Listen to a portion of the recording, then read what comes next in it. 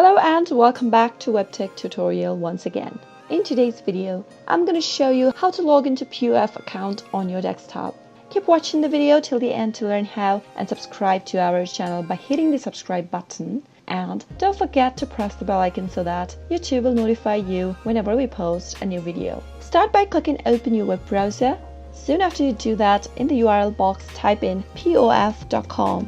Press the enter as soon as you do that. Doing this will take you to its official website. Now, in order to log into your account, go and click on the sign in button at the upper right. Once you do that, you'll be taken to the login screen. Enter your username or your email in the first text field.